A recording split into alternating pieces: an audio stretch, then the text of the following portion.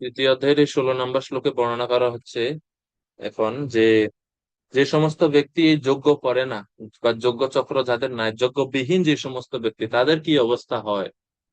13, 14, 15-তে, 14, 15-তে তো যজ্ঞের কথা বলছেন মূলত ভগবান। এখন 16 নম্বর শ্লোকে ভগবান বলছেন যারা যজ্ঞহীন, যজ্ঞবিহীন, তাদের কি গতি হয়। एवं प्रवर्तितं चक्रं नानुवर्तयति हयः अघायुरिन्द्रियारामो मोघं पार्थ सजीवति। বল্লভ কানাই প্রভু অনুবাদ করবেন। কৃষ্ণ প্রভু। হরে কৃষ্ণ। হে হে অর্জুন, যে ব্যক্তি এই মনুষ্য জীবনে বেদের দ্বারাই প্রতিষ্ঠিত যজ্ঞ অনুষ্ঠানের পন্থা অনুসরণ করে না, ইন্দ্রিয় সুখে লিপ্ত, সেই পাপী ব্যক্তি বৃথা জীবন ধারণ করে। হরে কৃষ্ণ। হ্যাঁ, তো ভগবান বলছেন যারা এই এই যজ্ঞ যেটা ভগবান প্রবর্তন করছেন, হ্যাঁ, এবং প্রবর্তিতম চক্রম, এই চক্র কে প্রবর্তন করছেন? বেদের দ্বারা প্রতিষ্ঠিত এই যজ্ঞ অনুষ্ঠানের পন্থা বা যজ্ঞ চক্র। কেউ যদি এটা না অনুবর্তয়তি, অনুবর্তন মানে হচ্ছে অনুসরণ, হ্যাঁ, অনু মানে হচ্ছে পিছন পিছন, বা অনু শব্দের অর্থ হচ্ছে বারবার। তো অনুবর্তন বা অনুসরণ, অনুসরণ মানে কি, একজন যাচ্ছে সামনে, আমি তার পিছন পিছন যাচ্ছি, এটা হচ্ছে অনুসরণ। তো শাস্ত্র যেরকম ভাবে উপদেশ দিচ্ছে সেই রকম ভাবে জীবন চালনা করা হয়েছে অনুবর্তন বা অনুসরণ। তো কিন্তু এখানে বলছে অনুবর্তন ন অনুবর্তয়তি হয়হ, যে এই জীবনে সেই বেদের প্রদর্শিত বা ভগবান কর্তৃক প্রতিষ্ঠিত এই যজ্ঞ চক্র যিনি অনুসরণ করে না, তার কি ফল হয়। পরের লাইনে বলছে অঘ আয়ু। অঘায়ু মানে সে যে জীবন ধারণ করে তার জীবনটা হচ্ছে পাপ পূর্ণ জীবন। অঘায়ু মানে হচ্ছে পাপ পূর্ণ জীবন, পাপময় জীবন তার। ইন্দ্রিয়া রাম, ইন্দ্রিয়া রাম মানে রাম, ইন্দ্রিয় আরাম। হ্যাঁ, রাম শব্দের অর্থ হচ্ছে রময়তি। রাম মানে যে আনন্দ প্রদান করে, যিনি সেবাতে আনন্দ পায় সেটা হচ্ছে প্রকৃত রাম। কিন্তু ইনি ভগবান রামে আনন্দ না, ইনি হচ্ছে ইন্দ্রিয়া রাম, ইন্দ্রিয় সুখ ভোগে তিনি আনন্দ পায়। তো প্রথম কথা হচ্ছে তিনি অঘায়ু, যিনি যজ্ঞ করে না, তিনি হচ্ছে তার জীবন হচ্ছে পাপপূর্ণ। দুই হচ্ছে ইন্দ্রিয়ারাম। আর 3 নাম্বার হচ্ছে মোঘম পার্থস জীবতি। মোঘম মানে হচ্ছে বৃথা জীবন ধারণ করে সেই ব্যক্তি। তো তিনটি বৈশিষ্ট্য এখানে এই যজ্ঞবিহীন ব্যক্তির অবস্থা সম্বন্ধে ভগবান বলছে। ঠিক আছে, তিনটা অবস্থা তার: পাপ পূর্ণ জীবন, বৃথা জীবন, এবং ইন্দ্রিয় সুখের প্রতি তিনি কর্ম করেন। এই হচ্ছে ব্যক্তির জীবন ধারা। মোঘম পার্থ সজীবতি। তো সেই কারণে যদি আমরা পাপ থেকে মুক্ত হতে চাই বা থাকতে চাই, আমাদের যে অঘায়ু না হয়ে আমরা যেন প্রকৃত আমাদের আয়ু বা আমাদের জীবনে যদি সৎ ব্যবহার করতে চাই, তাহলে অবশ্যই অবশ্যই আমাদেরকে ভগবানের প্রবর্তিত বা ভগবান যে যে যোগ্য পন্থা জগতে প্রণয়ন করেছেন সেটা যেন আমরা অনুশীলন বা অনুসরণ করি। হ্যাঁ, অনুশীলন করা উচিত আমাদের, অনুশীলন করা উচিত আমাদের। তো এই হচ্ছে যজ্ঞ চক্রের বর্ণনা, আমরা 14, 15 নম্বর শ্লোকেও দেখতে পেলাম। তো মনু সংহিতায় মনু বলছেন যে অগ্নৌ প্রাতঃস্ফুতি সম্যক আদিত্যম আদিত্যম উপ্রতিষ্ঠতে আদিত্যা জায়তে বৃষ্টি বৃষ্টিরন্নম ততঃ প্রজা। অগ্নিতে যখন কেউ আহুতি দেয়, যজ্ঞ চক্রের কথা আমরা বলছি, অগ্নিতে যখন কেউ আহুতি দেয়, ওম অগ্নায় স্বাহা ইন্দ্রায় স্বাহা, এরকম ভাবে যখন কেউ আহুতি দেয়, এই আহুতির ফলে কি হয়, এই আহুতিটা কার কাছে যায়, অগ্নিতে আহুতি দিলে এটা আদিত্যের নিকট গমন করে, আদিত্যের কাছে যায়। আদিত্যের কাছ থেকে সেটা যায় বৃষ্টির কাছে। তখন বৃষ্টির কাছে যখন সেই যজ্ঞের ভাগটা যায়, বৃষ্টি সন্তুষ্ট হয় এবং বৃষ্টি বর্ষণ হয়, এই জগতে বৃষ্টি আসে। বৃষ্টির ফলে কি হয়, আদিত্যা জায়তে বৃষ্টি বৃষ্টির অন্নম, বৃষ্টির ফল বৃষ্টি থেকে অন্ন, হ্যাঁ, অন্ন তৈরি হয়, অন্ন উৎপন্ন হয়, আর অন্ন খেয়ে ততঃ প্রজা, অন্ন খেয়ে ভূতগণ বা শরীরগণ, ভূত বা দেহধারী জীবগণ, তারা কি করে, বেঁচে থাকে, শরীর ধারণ করে তারা। তো সেই কারণে এই যজ্ঞ চক্র অনুশীলন করা উচিত, এটা ভগবান প্রবর্তন করছে, এটা থেকে এর থেকে দূরে থাকা উচিত নয়। এবং আমরা আরো গতকালকে পড়েছিলাম যে যজ্ঞ করার ফলে কি হবে, না আমরা যে 5 প্রকার ঋণ আছে সেই ঋণগুলো থেকে আমরা মুক্ত থাকতে পারবো।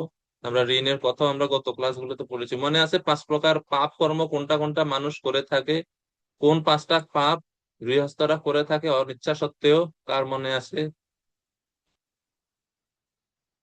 কোন 5 প্রকার পাপ কর্ম জীব এই গৃহস্থরা বিশেষ করে অনিচ্ছা সত্ত্বেও করে? শ্রী চৈতন্য করুণাময় প্রভু, প্রভু বলুন। হ্যাঁ, ওই এই রান্না করার সময় যে কাজগুলো আমরা করে থাকি, আগুন জ্বালানো, তারপরে এই খুন্তি নাড়া, বাটনা বাটা, এই সব কিছুই আর কি ওর মধ্যে পড়ে। আহ আচ্ছা, সৌরি বলরাম প্রভু। হরে কৃষ্ণ প্রভু, দণ্ডবত প্রণাম প্রভু। মশলা কোটার সময়, আহ ঝাড় দেওয়ার সময়, জলপূর্ণ কলস, অগ্নি আগুন জ্বালানোর সময়, আর একটা প্রভু মানে চলার সময় মানে। ওই শব্দগুলো যদি মনে রাখেন তাহলে মানে মনে হুম। থাকাটা সহজ। ওই যে কন্ডনী, পেশনী, চুল্লি, উদকম্বী, মার্জনী, হরে কৃষ্ণ। এই 5টা শব্দ জাস্ট মনে রাখলেই হবে। এই হচ্ছে 5টা। কুণ্ডনী মানে হচ্ছে ওই যে যেটাকে আমরা বলেছিলাম উখল বা উদুখল। হ্যাঁ? তারপরে পেশনী মানে হচ্ছে জাতা। হ্যাঁ, বা বা যে শিলও বলে থাকে মায়েরা আগের দিনে, তো এখন তো সব ব্লেন্ডিং করে ফেলে। আগে তো এরকম পাথরের তৈরি যে কি থাকতো, শিল থাকতো, ওটাতে মায়েরা হাত দিয়ে মশলা টশলা পিষতেন, ওই রকম। এটারে বলা হয় পেশনি। চুল্লি, চুল্লি হচ্ছে রান্না চুলা, চুলাতে। তা আগের দিনে এরকম গ্যাসের চুলা তো থাকতো না, ওই যে কাঠের চুলা, মানে লাকড়ি দিয়ে রান্না করতো, তো গর্ত করতো, গর্তের মধ্যে অনেক সময় পিঁপড়া টিপড়া পিঁপড়া টিপড়া থাকতো, আর যখন আগুন জ্বালানো হতো প্রাণীগুলা মারা যেত। তো এটা পাপ। উদকম্বী মানে জল পূর্ণ ঘটি, তো সেটাতে হচ্ছে আহ জলের কলসির মধ্যে প্রাণী থাকে, হত্যা হয়। আর হচ্ছে মার্জনী মানে হচ্ছে গৃহ পরিষ্কার, মার্জন করার সময়। এই 5টা। আর এই 5টা পাপ থেকে মুক্তির জন্য 5 প্রকারের যজ্ঞ করতে হয়। 5 প্রকারের যজ্ঞ কি? 5 প্রকারের যজ্ঞের কথা কার মনে আছে? রেখা মাতাজি।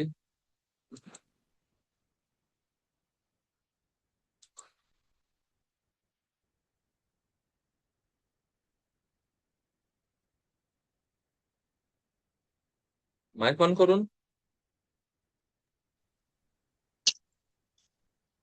কৃষ্ণ প্রভু, হরে কৃষ্ণ। প্রভু, কথা বলা শোনা যাচ্ছে না। 5 প্রকার যজ্ঞ আছে: ব্রহ্মযজ্ঞ, পিতৃযজ্ঞ, দৈবযজ্ঞ, ভূতযজ্ঞ। প্রভু, শেষেরটা বলতে পারতেছি না, কালকে ক্লাসে ভালো শুনতে পাইনি। প্রথম সাইডটা বলেন, প্রথম সাইডটা তো আমি শুনি নাই আপনার। ব্রহ্মযজ্ঞ, পিতৃযজ্ঞ, দৈবযজ্ঞ, ভূতযজ্ঞ। প্রথমটা কি বলছেন? ব্রহ্মযজ্ঞ প্রভু। ব্রহ্মযজ্ঞ।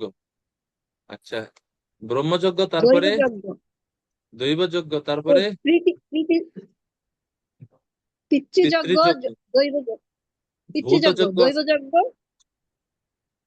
আর ভূতযজ্ঞ, ভূত। ভূতযজ্ঞ। প্রভু, হুম। 5 নাম্বারটা একটু বলবেন? প্রভু, 5 নাম্বারটা কালকে শুনতে পারিনি। ব্রহ্ম, দেব, পিতৃ, ভূত, আর এটা কি? দেব, পিতৃ। ব্রহ্ম, পিতৃ, দৈব, ভূত।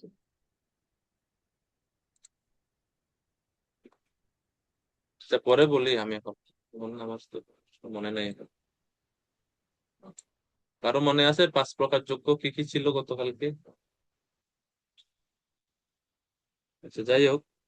তো আজকে আমরা 16 নম্বর শ্লোক থেকে পড়ছি। তো ভগবান এখন এই 16 নম্বর শ্লোকে বলছেন যে যারা এই প্রবর্তিত চক্র বা এই যে যজ্ঞ চক্র, এই যজ্ঞ চক্র যদি কেউ অনুশীলন না করে বা পালন না করে, তাহলে তার অঘ আয়ু, তার আয়ুটা হচ্ছে বৃথা, তার জীবন ধারণটার বৃথা। ইন্দ্রিয়ারাম, তার যে ইন্দ্রিয়ারাম মানে হচ্ছে সেই যে ইন্দ্রিয় সুখ ভোগে সে মত্ত থাকছে। আর মোঘম পার্থ, সে বৃথা জীবন যাপন করছে, এরকম ভাবে ভগবান ঋষিযজ্ঞ, কি লিখছেন ঋষিযজ্ঞ, ঋষিযজ্ঞ হৃদয়রাজ প্রভু বলছে, আমি দেখে তারপরে বলতাম, আমার মনে নাই। আচ্ছা, তো এই শ্লোকের তাৎপর্য শিল প্রভুপাদ বর্ণনা করছেন 16 নম্বর শ্লোকের তাৎপর্য যে ধনলিপ্সু মানুষ তারা ইন্দ্রিয় তর্পণের জন্য কঠোর পরিশ্রম করে, এবং সেই বিষয়টাকে প্রভুপাদ এখানে নিন্দা করছেন, বা প্রভুপাদ বলছেন যে এটা ঠিক না। ইন্দ্রিয়া রামক এই শব্দের ব্যাখ্যা প্রভুপাদ এখানে করছেন যে মানুষ, হ্যাঁ, ওই যে রেখা মাতাজি চ্যাট বক্সে দেখেন, এই যে 5 প্রকার যজ্ঞের কথা আছে, দেবযজ্ঞ, পিতৃযজ্ঞ, ভূতযজ্ঞ, নৃযজ্ঞ আর ঋষিযজ্ঞ বা ব্রহ্মযজ্ঞ। ঠিক আছে, তো প্রভুপাদ প্রথমে ইন্দ্রিয়া রামব এর নিন্দা করছেন যে ইন্দ্রিয় তর্পণের জন্য কঠোর পরিশ্রম করা, কিন্তু জীবনের উদ্দেশ্য, মনুষ্য জীবনের যে প্রকৃত উদ্দেশ্য, সেই উদ্দেশ্য সম্বন্ধে মানুষ ভুলে থাকে। তো সেই বিষয়ে প্রভুপাদ বলছেন যেটা এর ফলে আমাদের অধপতিত অবস্থা দশা বা প্রাপ্ত হচ্ছে জীবেরা। এরপরে প্রভুপাদ ব্যাখ্যা করছেন যজ্ঞ চক্র সম্বন্ধে, যজ্ঞ চক্র সম্পাদনের প্রয়োজনীয়তাটা কি। প্রভুপাদ বলছেন এই জগতে সুখ লাভের জন্য যজ্ঞ অত্যন্ত গুরুত্বপূর্ণ, পারমার্থিক উন্নতি সাধনে তার সহায়ক, এবং মানব জীবনের উদ্দেশ্য এই যজ্ঞ সম্পাদন করা। হ্যাঁ। আর আরেকটা জিনিস হচ্ছে এই যে চক্র শব্দের প্রয়োগ হয়েছে, এই জগতে আমরা বিভিন্ন চক্র সম্বন্ধে দেখি। যদি কেউ এই যজ্ঞ চক্র সম্পাদন করে, তাহলে তিনি জন্ম মৃত্যু চক্র থেকে মুক্ত হতে পারবে। মানে এই চক্র অনুষ্ঠান করলে জন্ম মৃত্যু চক্র থেকে মুক্ত হতে পারবে। বিভিন্ন ধরনের চক্র আছে এই জগতে, আমরা শ্রীমদ্ ভাগবতম পড়লে দেখি, ভাগবতে কাল চক্রের কথা আছে, জগৎ চক্র আছে একটা, ঊর্ধ্বলোক, এই ভূলোক, অধলোক। জীব এই 3 লোকে খালি উপরে যায়, আসে, নিচে যায়, তারপর আবার আবার আসে, এভাবে সে গমনাগমন করে, এভাবে চক্রকারে সে ঘুরতে থাকে। যুগ চক্র আছে, সত্য যুগ, ত্রেতা যুগ, দ্বাপর যুগ, কলিযুগ, এরকম চক্র আকারে ঘুরতেছি আমরা সবাই, যুগ চক্র। কর্মচক্র আছে, কর্মচক্রে আমরা ঘুরি, পাপ পুণ্য মিশ্র সুখ দুঃখ আমরা অনুভব করি। দেহ চক্রতে আমরা ঘুরি, দেহ বিভিন্ন রূপ দেহ আমরা ধারণ করে থাকি। হ্যাঁ, দেহ চক্র, আমরা ঘুরতেছি, সব এরকম চক্র। কিন্তু এই সমস্ত চক্র থেকে মুক্তির একটাই চক্র হচ্ছে যজ্ঞ চক্র। যজ্ঞ চক্র মানে হচ্ছে এই ইন্দ্রিয় উপভোগের যে ইন্দ্রিয় রাম, সেই ইন্দ্রিয় রাম থেকে মুক্ত হওয়া এবং ভগবানের সন্তুষ্টির জন্য যজ্ঞ সম্পাদন করা। শিল প্রভুপাদ আমাদেরকে বলছেন যজ্ঞ মানে হচ্ছে সংকীর্তন যজ্ঞ। সে কারণে সংকীর্তন যজ্ঞ অনুশীলন করা উচিত, এবং ইন্দ্রিয় সুখ ভোগের প্রতি যে আকর্ষণ, সেই বিষয় থেকে আমাদেরকে দূরে থাকা উচিত। নীতিশাস্ত্রে বলা হচ্ছে যে এই যে অঘায়ু ইন্দ্রিয়া রাম, এই ব্যাপারে বলা হচ্ছে যে যে আশানাম মনুষ্যানাম কশ্চিৎ আশ্চর্য শৃঙ্খলা ইয়া বদ্ধা প্রধাবন্তি মুক্ত তিষ্ঠতি পঙ্গবৎ। অর্থাৎ মানুষ যে যে সুখ ভোগের জন্য যে এত ইন্দ্রিয় তৃপ্তিমূলক কর্ম বা এত যে পরিশ্রম করে, এত পরিশ্রম মানুষ কেন করে এই জড় জগতে? কারণ হচ্ছে আশা। তো নীতিশাস্ত্রে এই আশা সম্বন্ধে বলছে যে আশা নামক বন্ধনটা খুব আশ্চর্য একটা বন্ধন। আশা নামক এই যে বন্ধন, এটা অত্যন্ত আশ্চর্যজনক একটা বন্ধন। কেন এটা আশ্চর্যজনক বন্ধন? এটা আশ্চর্যজনক বন্ধন এই কারণে, অন্যর কোনো বন্ধন বা অন্য কোনো কিছু দ্বারা যখন কাউকে বাধা হয়, আচ্ছা মনে করুন বল্লভ কানাই প্রভু একটু মাইক অন অন করুন। হরে কৃষ্ণ প্রভু। আপনারা দুইজন পাশাপাশি বসা বসা আছেন, দুইটা ডিভাইস, এই কারণে ইকো হচ্ছে। একটা বন্ধ করতে হবে, নাহলে দূরে নিতে হবে, নাহলে আপনার মাইক অন করলে ইকো হবে।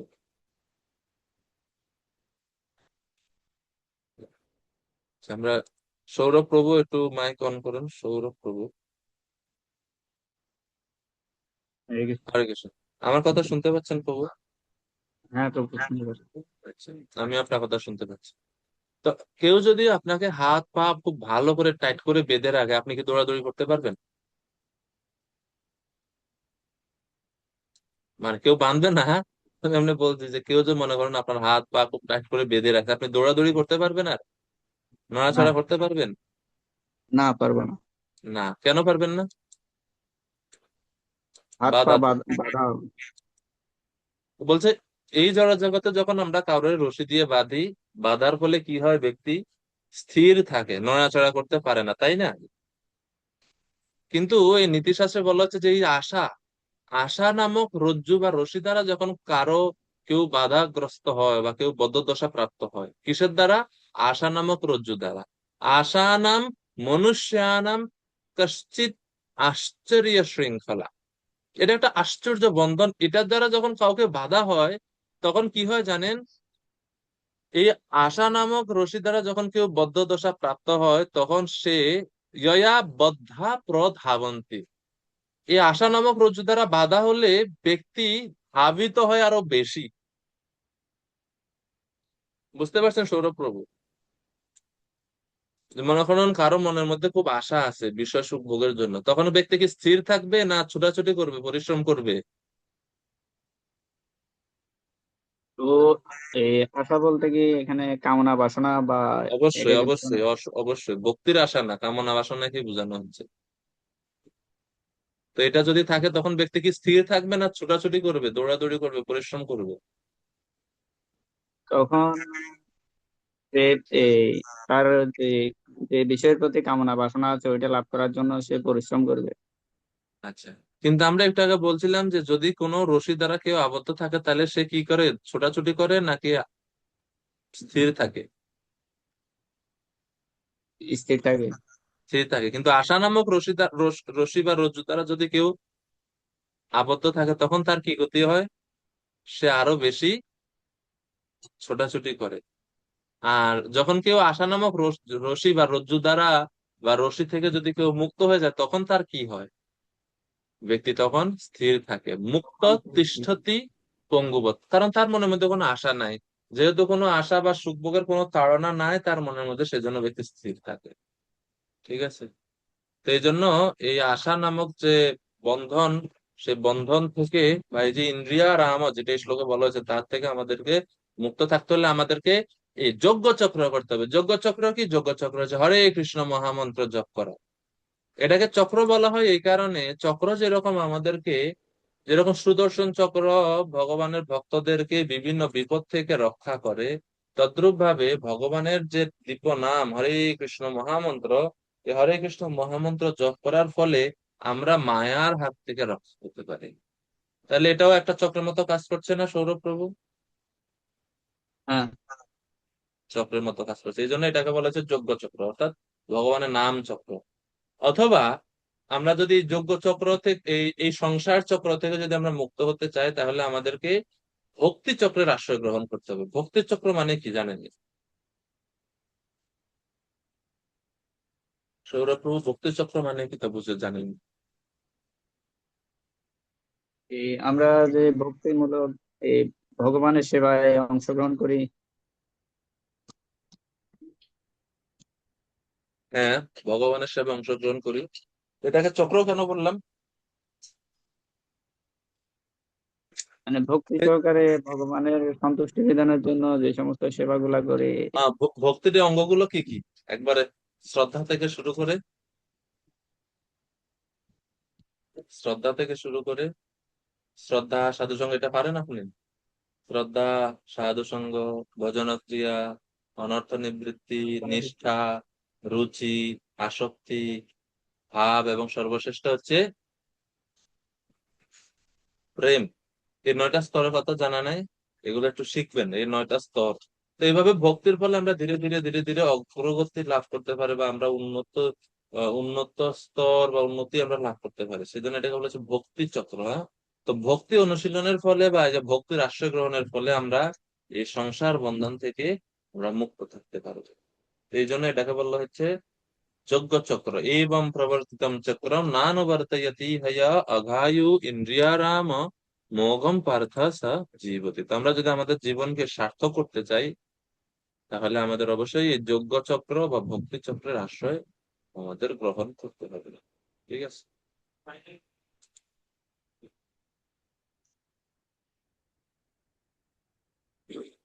এরপরে 17 নম্বর শ্লোক। এখন শ্লোক নাম্বার 17 থেকে 35 পর্যন্ত এই সেকশনে আলোচনা করা হচ্ছে নিষ্কাম কর্মের মাধ্যমে দৃষ্টান্ত স্থাপন বা যথার্থ দৃষ্টান্ত স্থাপনের জন্য কর্ম করা। এখন এই সেকশনে ভগবান অর্জুনকে বোঝাবেন যে অর্জুন, যদিও তুমি মনে করো যে বা যদি তুমি এটা মনে করো যে তোমার কর্তব্য কর্ম কিছু নাই, তুমি আত্ম উপলব্ধি করেছো তোমার কর্তব্য কর্ম থেকে তুমি মুক্ত হয়েছে, তারপরেও তোমার কর্ম করা উচিত, কারণ তুমি হচ্ছে ক্ষত্রিয় এবং একজন নেতৃস্থানীয়, হ্যাঁ, একজন উচ্চ পদে আছো তুমি। তো যেহেতু তুমি উচ্চ পদে আছো, সেই কারণে অন্যদের সাধারণ জীবদের জন্য দৃষ্টান্ত স্থাপন করতে হলেও তোমাকে কি করতে হবে? কর্ম করতে হবে, নিষ্কাম কর্ম করতে হবে দৃষ্টান্ত স্থাপনের জন্য। এটা 17 থেকে 35 নম্বর শ্লোক পর্যন্ত বর্ণনা করা হচ্ছে। যিনি আত্ম উপলব্ধি করেছেন তার কর্ম করার প্রয়োজন নেই, কারণ কর্ম কে করে? অভাব যার আছে সেই কর্ম করে, যার কোনো অভাব নাই সে কোনো কর্ম করে না। যিনি আত্ম উপলব্ধি করেছেন তার কোনো অভাব নাই, সে কারণে তিনি কর্ম করেন না। যিনি আত্ম উপলব্ধি করেছেন তার কর্ম করার প্রয়োজন নাই, তো তবুও তিনি ফলের আশা না করে কর্তব্যবোধে বা দৃষ্টান্ত স্থাপনের জন্য কর্ম করেন। সেটা হচ্ছে সবচাইতে শ্রেষ্ঠ পন্থা। শ্লোক নাম্বার 17। এখন প্রশ্ন হচ্ছে, কার কর্ম নাই? কার কোনো কর্ম নাই? কে সমস্ত কর্ম থেকে বা কর্তব্য কর্ম থেকে কে মুক্ত? যার মনে আশা আছে তিনি তো কর্তব্য কর্ম থেকে মুক্ত হতে পারেন না। তো যিনি, যার অন্তঃকরণ শুদ্ধ হয়েছে তিনি একমাত্র কর্তব্য কর্ম থেকে মুক্ত হতে পারেন, বা তিনি একমাত্র জ্ঞান ও যোগ স্তরে উন্নীত হতে পারেন। তো এই জন্য 17 নম্বর শ্লোকে ভগবান বৈশিষ্ট্য বলছেন কে কর্তব্য কর্ম থেকে বা কার জন্য কোনো কর্ম নাই। ইয়স্ত্বাত্মারতিরেব স্যাৎ আত্মা তৃপ্তশ্চ মানবঃ আত্মন্যেব চ সন্তুষ্টঃ তস্য কার্যং ন বিদ্যতে। ইয়স্তু আত্মরতি এব স্যাৎ। আত্মরতি মানে হচ্ছে আত্মারাম।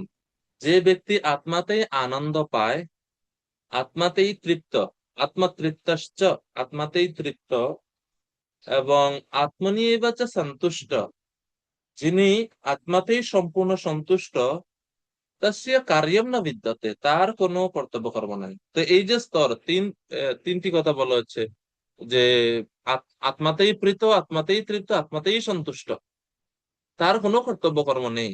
তিনি তার স্বধর্ম পরিত্যাগ করলেও করতে পারেন, কিন্তু তারপরেও তার করা উচিত নয়। তার তার উচিত নিষ্কাম ভাবে কর্তব্য কর্ম অনুশীলন করে যাওয়া। পরে ভগবানটা বলবেন, যেহেতু তিনি আত্মতৃপ্ত সেখানে তার আর অন্য কোনো বিষয়ের দরকার হয় না। আর যেহেতু কোনো বিষয়ের প্রাপ্তির কোনো দরকার নাই, সেজন্য তিনি কর্ম না করলেও চলে। শিল প্রভুপাদ তাৎপর্য বলছেন, যিনি সম্পূর্ণভাবে কৃষ্ণ ভাবনাময় এবং কৃষ্ণ সেবায় সম্পূর্ণ মগ্ন, তার আর কোনো কর্তব্য কর্ম নেই। তো এখানে প্রভুপাদ এই স্তরকে কৃষ্ণ ভাবনা একজন ভক্তের সঙ্গে তুলনা করে বলছে ভক্তের কোনো কর্তব্য কর্ম নেই। কৃষ্ণ ভক্তি লাভ করার ফলে তার অন্তর সর্বতভাবে কলুষ মুক্ত হয়ে পবিত্র হয়েছে, সেই কারণে তিনি আর এই সকাম কর্ম না করলেও কোনো অসুবিধা নেই, চেতনা শুদ্ধ হয়েছে তার। হ্যাঁ, আর আহ যাদের চেতনা শুদ্ধ হয়নি তাদের কর্তব্য কর্ম অবশ্যই করতে হবে।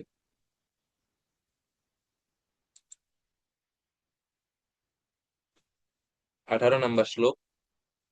আচ্ছা, তারা কিভাবে আত্মাতেই তৃপ্ত, আত্মাতেই প্রীত, আত্মাতেই সন্তুষ্ট, এই স্তর তারা কিভাবে লাভ করতে পারে? তারা এই স্তর কিভাবে লাভ করেন? বা কেন তাদের কোনো কর্ম করতে হয় না? তস্য কার্যং ন বিদ্যতে, কেন তারা কোনো কর্ম করা লাগে না? তার কারণ এখন 18 নম্বর শ্লোকে ভগবান বলছেন, নৈব তস্য কৃতেনারথো ন অকৃতেনেহ কশ্চন ন চস্য সর্বভূতেষু কশ্চিদ অর্থ ব্যপাশ্রয়। ইহ অর্থাৎ এই জগতে কৃতেন তস্য অর্থ নৈব, তার অনুষ্ঠিত কর্মের কোনো দরকার নাই।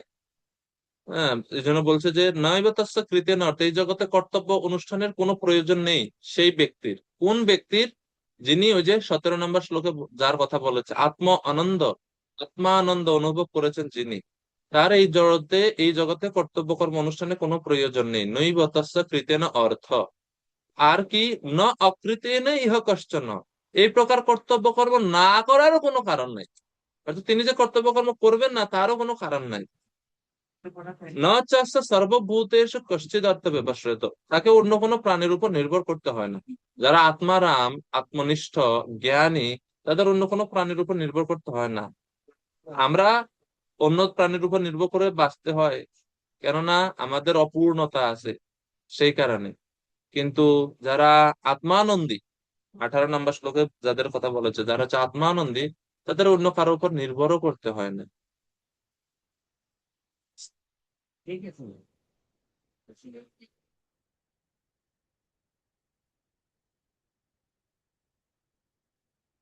ভক্তিবিনোদ ঠাকুর বলছেন যে এই সকল যেহেতু সমস্ত আহ, ভক্তরা যারা আত্মানন্দ অনুভব করেছেন, তারা হচ্ছে বাসুদেব পরায়ণ, বাসুদেব পরাবেদা বাসুদেব পরামখা। শ্রীমদ্ ভাগবতমে বলা হচ্ছে যে তারা সর্বত্র ভগবান শ্রী বাসুদেবকে অনুভব করতে পেরেছেন, আর এই কারণে তাদের আর কর্তব্য কর্ম করার কোনো প্রয়োজন নেই, তারা স্বধর্ম আচরণ থেকে মুক্ত। তো এই বিষয়টাও প্রভুপাদ তাৎপর্যে উল্লেখ করছেন। যিনি, যে মানুষ তার স্বরূপ উপলব্ধি করে জানতে পেরেছেন তিনি হচ্ছেন ভগবান শ্রীকৃষ্ণের নিত্য দাস, তিনি তার সামাজিক কর্তব্যের গণ্ডিতে আবদ্ধ থাকেন না। যেরকম আমরা শ্রীমদ্ ভাগবতমে দেখি, সুখদেব গোস্বামীকে বলা হচ্ছে আত্মারাম, তিনি হচ্ছেন আত্মারাম, অর্থাৎ তার কর্তব্য কিছু না। উনি জন্মের পর পরই পিতার আশ্রম ত্যাগ করে চলে গেছে, পিতা পিছন পিছন ধাবিত হচ্ছে পুত্র পুত্র বলে, কিন্তু সুখদেব গোস্বামীর কোনো প্রত্যুত্তর নাই, তিনি চলে গেছেন গৃহ ত্যাগ করে। আত্মানন্দ, আত্মারাম, কোনো কিছু প্রয়োজন হয় না তাদের, তারাই জড় জগতের প্রতি সম্পূর্ণ নির্বিন্ন থাকে, অনাসক্ত থাকে।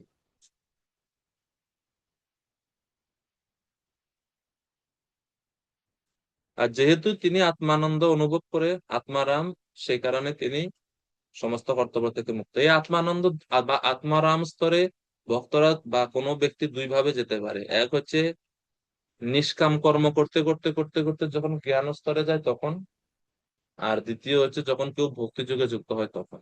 এই দুই ভাবে আত্মানন্দ বা আত্মারাম কেউ হতে পারে। শিল প্রভুপাদ তাৎপর্যে যেভাবে ব্যাখ্যা করছেন, এটা ভক্তির মাধ্যমে আত্মারাম হওয়ার জন্য প্রভুপাদ বলছে, তিনি নিজেতে নিজে সন্তুষ্ট।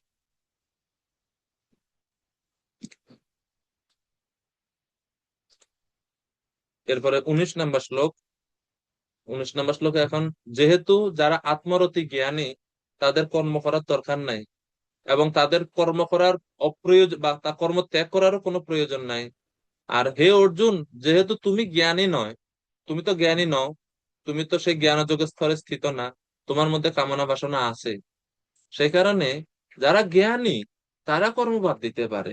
তুমি যেহেতু এখনো জ্ঞান স্তরে উন্নীত হওনি, সেখানে তোমার কর্ম ত্যাগ করা যাবে না, তুমি কর্তব্য কর্ম করো। ঠিক আছে। এখন 19 নম্বর শ্লোকে ভগবান অর্জুনের কর্তব্য সম্বন্ধে বলছেন, তসমাৎ, অতএব। এই যে 17, 18 এই দুইটি শ্লোকে আত্মারাম বা জ্ঞানী স্তরে যারা আছে, আত্মানন্দ অনুভব করে, তাদের কথা বলছে। এখন যেহেতু অর্জুন তুমি এই দুই স্তরে নাই, সে কারণে অতএব তুমি তসমাৎ আসক্ত সততম কার্যম কর্ম সমাচার, তুমি কর্মফলের প্রতি অসক্ত বা অনাসক্ত হয়ে বা আসক্তি রহিত হয়ে কার্যম কর্ম সমাচার, তোমার কর্ম তুমি অনুশীলন করো, কর্ম আচরণ করো। কার্যম কর্ম সমাচার, নিষ্কাম কর্ম অনুষ্ঠান করো তুমি। এর ফলে কি হবে? আসক্ত হি আচরণ কর্ম, তুমি যদি আসক্তি রহিত হয়ে কর্ম করো, পরমাপ্নোতি পুরুষ, পরমাপ্নোতি পুরুষ মানে তুমি পরম পুরুষকে লাভ করবে বা মোক্ষ লাভ করতে পারবে। সেই কারণে হে অর্জুন, তুমি অনাসক্ত হয়ে কর্ম করো। তোমার জন্য উপদেশ হচ্ছে তুমি এই কর্ম ত্যাগ করতে পারবে না আত্মানন্দকারী জ্ঞানীদের মতো, যেহেতু তুমি জ্ঞানী নও। আমরা কিভাবে জানি অর্জুন জ্ঞানী নয়? কারণ অর্জুনের মধ্যে ইচ্ছা আছে রাজ্য সুখ ভোগের জন্য। কিম নো রাজ্যেন ভোগেন কিম ভোগের জীবিতেন বা ইয়ে সামর্থ্যে কাঙ্ক্ষিতম নো রাজ্যম ভোগা সুখানি চ, প্রথম অধ্যায়ে আমরা অর্জুনের কথায় এগুলো দেখেছি। তো অর্জুন সে জ্ঞান স্তরে এখন নাই, সে কারণে ভগবান বলতে তুমি কর্ম করো।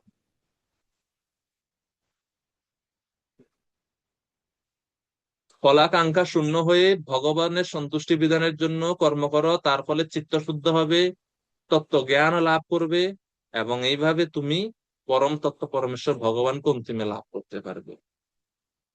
এটা হচ্ছে পদ্ধতি। কিন্তু এর মধ্যে এছাড়া আরেকটা শর্টকাট পন্থাও আছে। শর্টকাট পন্থা কি?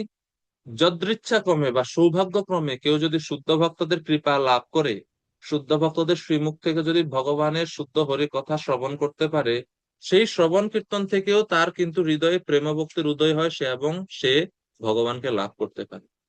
তো সেই শর্টকাট পদ্ধতিও শাস্ত্রেতে আছে, যেটা হচ্ছে ভক্তি পন্থা। অর্থাৎ ভক্তি যোগে যুক্ত হওয়ার মাধ্যমেও একজন তিনি এই পরমাপ্নতি বা পরমেশ্বর ভগবানকে লাভ করতে পারেন। তো আমরা তাহলে বুঝতে পারছি ভগবান কর্তব্য কর্ম করতে নিষেধ করেননি, তিনি কর্তব্য কর্ম করতে বলছেন, কিন্তু অনাসক্ত হয়ে করতে বলছেন, বা আসক্তি রহিত হয়ে কর্তব্য কর্ম করতে বলছেন। হ্যাঁ? তো এই নিষ্কাম কর্মযোগ এবং ভক্তিযোগ আবার এক না। এখন আমরা দেখছি সকাম থেকে নিষ্কাম কর্ম, বা নিষ্কাম কর্ম থেকে ভক্তিযোগ আবার আলাদা। হ্যাঁ, নিষ্কাম মানে হচ্ছে দায়িত্ব ও কর্তব্য বোধে কর্ম করা, কিন্তু কর্মফলটা ভগবানকে দিয়ে দেওয়া। আর ভক্তিযোগ হচ্ছে ভগবানের সন্তুষ্টি বিধানের জন্য, ভগবানের প্রীতির জন্য কর্ম করা। এই হচ্ছে পার্থক্য নিষ্কাম এবং ভক্তিযোগের। যদিও নিষ্কাম কর্ম এবং ভক্তি মনে হয় খুব কাছাকাছি, কিন্তু তাও এটার মধ্যে পার্থক্য আছে। উদ্দেশ্য বা ইন্টেনশনের জায়গাতে পার্থক্যটা আছে। পার্থক্যটা হচ্ছে মনোভাবের মধ্যে পার্থক্য। একজন কৃষ্ণ সন্তুষ্টির জন্য করে, আরেকজন করে তার দায়িত্ব বোধে কর্তব্য বোধে, কিন্তু অনাসক্ত হই। তো এই হচ্ছে নিষ্কাম এবং ভক্তিযোগের মধ্যে পার্থক্য। তো এখানে নিষ্কাম কর্ম ভগবানের সন্তুষ্টি বিধানের জন্য, বা ভগবানের ফল অর্পণ করে নিষ্কাম কর্মের জন্য উপদেশ দিচ্ছেন ভগবান। এরপরে আহ পরবর্তী 20 নম্বর শ্লোক। এখন ভগবান 20 থেকে 24 নম্বর শ্লোক, এই শ্লোকগুলোতে ভগবান এখন অর্জুনকে বলবেন যে এখন অর্জুন বলতেছেন, আপনি যে আমাকে নিষ্কাম ভাবে কর্ম করার জন্য বলছেন, নিষ্কাম কর্ম করে আমি পরমাত্ম পরম আপনতি, আমি মোক্ষ লাভ করতে পারবো, এরকম কি কেউ পূর্বে কোনো সময় লাভ করছে? এরকম কি কোনো ইতিহাস, কোনো রেকর্ড আছে কি? তো এখন ভগবান 20 থেকে 24 নম্বর শ্লোকে বলছে যে রাজা জনক এবং স্বয়ং ভগবান শ্রীকৃষ্ণ নিজের কথাও বলবেন যে আমি মহারাজ জনক আদি বড় বড় রাজর্ষিরা তারা দৃষ্টান্ত স্থাপনের জন্য কর্মে নিযুক্ত ছিলেন, যদিও তাদের কর্ম করার কোনো প্রয়োজন ছিল না। যেহেতু সাধারণ লোকেরা মহৎ ব্যক্তিদেরকে অনুসরণ করে, সেই কারণে অর্জুন তোমারও উচিত সেই জনক আদি রাজাদের অনুসরণ করে কর্তব্য কর্ম করা অনাসক্ত হয়ে। শ্লোক নাম্বার 20, হৃদয়রাজ প্রভু অনুবাদ করবেন কৃপা করে।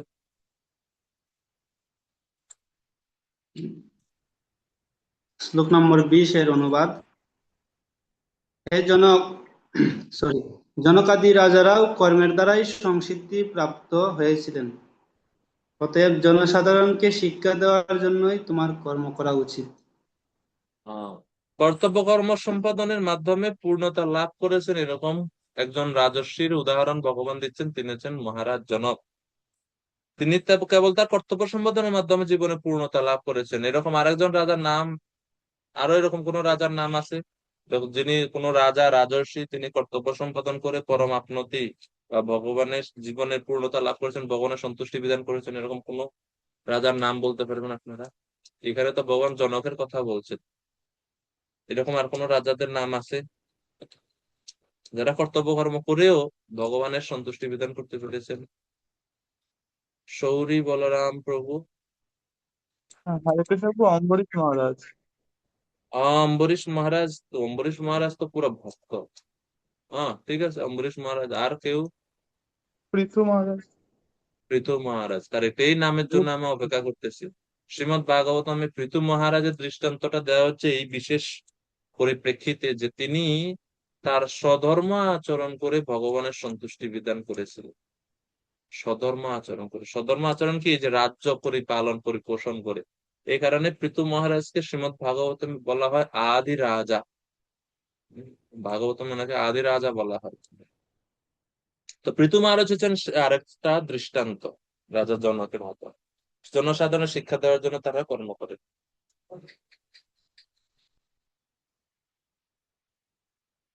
তো শিল প্রভুপাদ এই শ্লোকের তাৎপর্য বর্ণনা করছেন কেন মহারাজ জনকের যাগযজ্ঞ করার কোনো বাধ্যবাধকতা ছিল না। কেন ছিল না? কারণ তিনি ছিলেন আত্মতত্ত্বজ্ঞ। কিন্তু তারপরেও তিনি আত্মতত্ত্বজ্ঞ হওয়া সত্ত্বেও লোক শিক্ষার জন্য পুঙ্খানুপুঙ্খভাবে সমস্ত বৈদিক আচার অনুষ্ঠান তিনি করেছেন।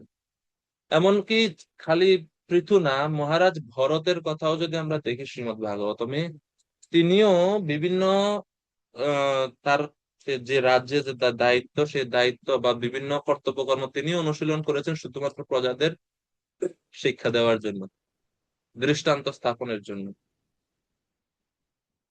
তো দুইটা কারণ, দৃষ্টান্ত স্থাপনের জন্য আর প্রজাদের শিক্ষা দেওয়ার জন্য, এই দুইটা কারণে তারা যদিও কর্তব্যকর্ম থেকে মুক্ত তারপরেও কর্তব্যকর্ম করেছেন।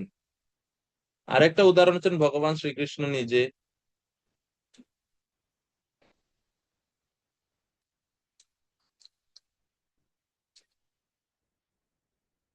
শিল প্রভুপাদ তাৎপর্য শেষে বলছেন যারা কৃষ্ণ ভাবনায় অত্যন্ত অভিজ্ঞ, কৃষ্ণ ভাবনায় যারা অভিজ্ঞ তারা কিভাবে কার্য করেন, তারা জড়জগতে কোনো কিছুর প্রতি আসক্তি না রেখে তারা এই জড়জগতে ভগবানের সন্তুষ্টির জন্য কর্ম করেন, এবং এইভাবে তারা অভিজ্ঞ ব্যক্তিগণ এইভাবে কার্য করেন যা অন্যরা অনুসরণ করতে পারে।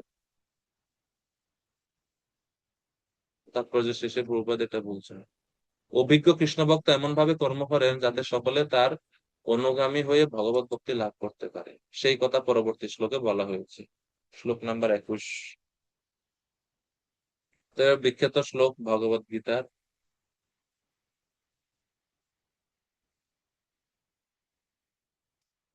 ভগবত গীতার বিখ্যাত শ্লোক। ব্রজানন্দ কেশব প্রভু অনুবাদ করবেন কৃপা করে 21 নম্বর শ্লোকের। হরে কৃষ্ণ, প্রভু দণ্ডবত প্রণাম। প্রণাম প্রভু। 21 নম্বর শ্লোকের অনুবাদ: শ্রেষ্ঠ ব্যক্তি যেভাবে আচরণ করেন সাধারণ মানুষেরা তা অনুকরণ করেন। তিনি যা প্রমাণ বলে স্বীকার করেন সমগ্র পৃথিবী তারই অনুসরণ করে। হরে কৃষ্ণ। তো হয়ে গেছে। শ্রেষ্ঠ ব্যক্তি যেটা আচরণ করে সাধারণ মানুষ সেটাকেই প্রমাণ বলে স্বীকার করেছে। কারণ আমরা বলি যে আরে আমরা যেরকম আমরা ভক্তরা এরকম করি না যে ঠিক আছে মহারাজ, একজন মহারাজ যদি কোনো কিছু বলেন তখন আমরা কি বলি মহারাজ বলছেন, এটা মহারাজ বলছেন, অমুক মহারাজ বলছেন। এটা তো মহারাজ বলছেন মানে আমরা এটা এটা আমাদের কাছে প্রমাণ, তাই না? তো শ্রেষ্ঠ ব্যক্তি তিনি। হ্যাঁ, তো সেজন্য ওনার বক্তব্য, ওনার আচরণ যেরকম আহ আমি একজনকে জিজ্ঞেস করছি যে প্রভু চরণামৃত পান করার পরে এটা মন্ত্রে তো আছে, এটা আমাদের মস্তকে ধারণ করা উচিত, শিরসা ধারয়াম্যহম। আবার চরণামৃত পান করলে তো এটা তো উচ্ছিষ্ট হয়ে যায়, আবার মস্তকে কি ধারণ করব কিনা। তো দুই ধরনের এখন দ্বন্দ্ব। তো একজন বলছেন না, আমি একজন মহারাজকে দেখছি এরকম মহারাজ পান করছেন, পান করে সেটা আবার মস্তকে এরকম স্পর্শ করছেন। তো তিনি বলছেন যে পান করার সময় উচ্ছিষ্ট উচ্ছিষ্ট যেন না হয় এইভাবে পান করতে হবে, তাহলে মস্তকে স্পর্শ করা যাবে। আর যদি উচ্ছিষ্ট হয়ে যায়, হ্যাঁ, তাহলে তার মস্তকে স্পর্শ করা যাবে না, তখন হাত ধুইতে হবে। এরকম ভাবে তো শ্রেষ্ঠ ব্যক্তিদের আচরণই সাধারণ মানুষের জন্য কি হয়ে যায়, প্রমাণ হয়ে যায়। হ্যাঁ, এই জন্য অর্জুনকে ভগবান বলছে অর্জুন তুমি শ্রেষ্ঠ, কেননা অর্জুনকে অনেক অনুসরণ করে, অর্জুন পৃথিবীর শ্রেষ্ঠ ধনুর্ধর। এই কারণে মহাপ্রভু বলছেন যে আপনি করিমু ভক্ত ভাব অঙ্গীকারে, আপনি আচরি ভক্তি শিখাইমু সবারে, আপনে না কইলে ধর্ম শিখানো না যায়, এই তো সিদ্ধান্ত গীতা ভাগবতে গায়। চৈতন্য চরিতামৃতে মহাপ্রভু বলছেন আপনে না কইলে ধর্ম শিখানো না যায়, নিজে ধর্ম আচরণ না করলে অন্যকে শিখানো যায় না। এটা কোথায় বলছে? এই তো সিদ্ধান্ত গীতা ভাগবতে গায়। গীতাতে ভাগবতে এটা বলা আছে। গীতাতে কোথায় বলা আছে? এই 21 নম্বর শ্লোক। এই মত ভক্তভাব করি অঙ্গীকার, আপনি আচরি ভক্তি করিল প্রচার, ভারত ভূমিতে হইল মনুষ্য জন্ম যার, জন্ম সার্থক করি কর পর উপকার। তো এইভাবে মহাপ্রভু তিনি স্বয়ং আচরণ করে, তিনি পরমেশ্বর ভগবান। ওনার আবার জপ করতে হয়, ভক্তি করতে হয়, নিত্য কীর্তন করতে হয় নাকি? উনি তো ভগবান। এটা তো ভক্তদের ঘরে নেই, কিন্তু তারপরে তিনি আচরণ করে শিখাচ্ছেন। তো এইটাই হচ্ছে যারা লিডিং পর্যায়ে আছে, শ্রেষ্ঠ পর্যায়ে আছে, তাদের এটা কর্তব্য যে তারা আচরণ করে সঠিক জিনিসটা তাদের অধস্তনদেরকে শিক্ষা প্রদান করবেন। মহাপ্রভু বা চৈতন্য চরিতামৃতে এখানে বলছে গীতা ভাগবতে যায় গায়। গীতাতে তো আমরা এই তৃতীয় অধ্যায়ের 21 নম্বর শ্লোক পাইলাম, ভাগবতে কোথায় এটা আছে যে শ্রেষ্ঠ ব্যক্তিদেরকে আচরণ করে অধস্তনদেরকে শিক্ষা দিতে হবে? ভাগবতে কোথায় আছে? ভাগবতমে আছে কোথাও, জানেননি আপনারা?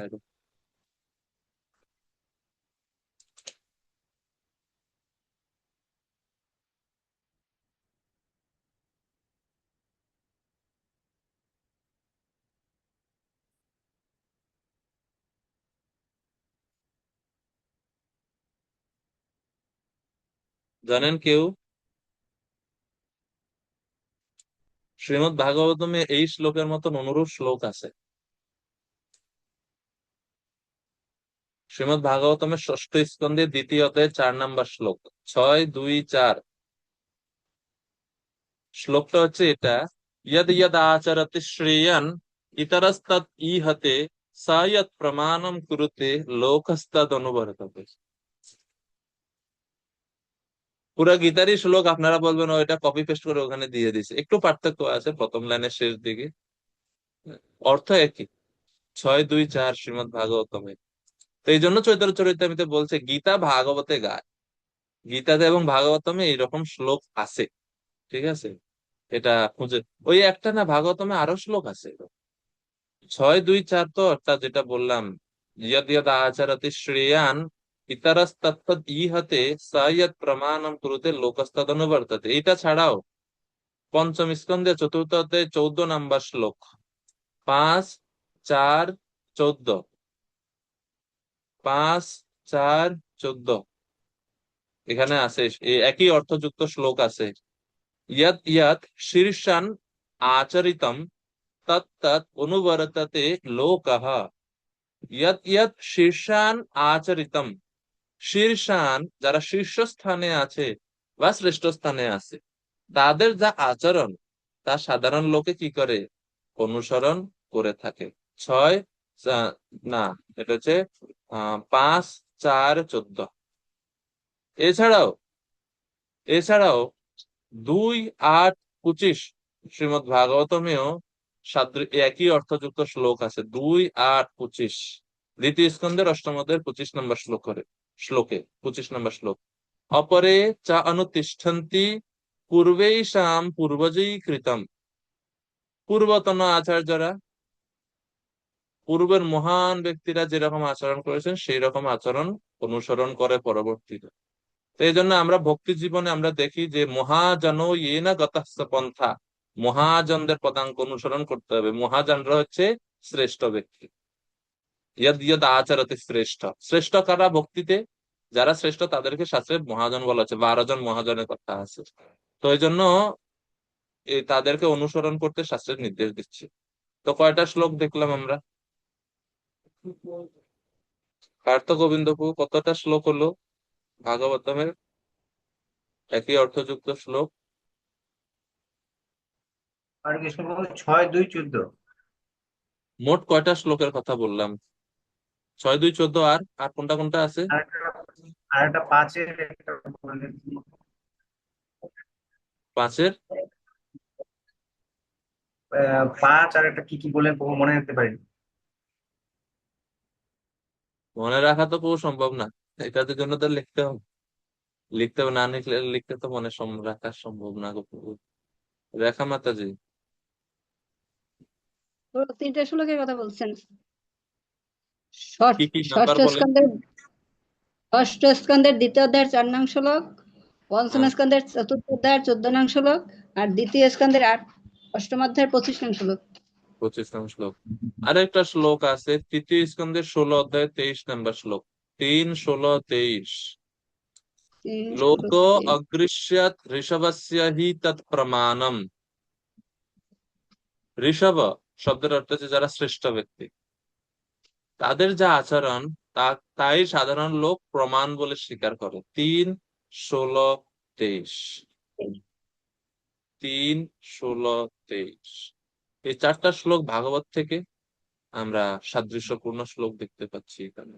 তো শিল প্রভুপাদ এখানে তাৎপর্যে, এই শ্লোকের তাৎপর্য খুব সুন্দরভাবে ব্যাখ্যা করছেন যে যিনি নিজে আচরণ করে শিক্ষা প্রদান করেন তিনি হচ্ছেন আচার্য। তিনি হচ্ছেন প্রকৃত আচার্য। আচার্য হওয়ার যোগ্য কার আছে? এই শ্লোক হচ্ছে আচার্যের সংজ্ঞা। হ্যাঁ, আচার্য কে হতে পারে? শাস্ত্রে আচার্যের সংজ্ঞা দিয়ে যে বলা হচ্ছে, অনেক সংজ্ঞা আছে, তার মধ্যে গীতার সংজ্ঞা হচ্ছে এটা। শাস্ত্রেতে আচার্যের আরো অর্থ আছে। নিরুক্ততে বলা হচ্ছে আচার্য আচরম গ্রাহয়তি আচিনোতি অর্থান আচিনতি বুদ্ধিম ইতি বা। যিনি শাস্ত্রীয় আচার গ্রহণ করান, শাস্ত্রের অর্থসমূহ সংগ্রহ করেন, জ্ঞান অর্জন করান, তিনি হচ্ছেন আচার্য। তিনি হচ্ছেন আচার্য, তাকে আচার্য বলা হয়ে থাকে। এভাবে নিরুক্ততে, নিরুক্ত নামক আহ, ব্যাকরণ সংস্কৃত, সেইখানে বলা হচ্ছে আচার্যের সংজ্ঞা।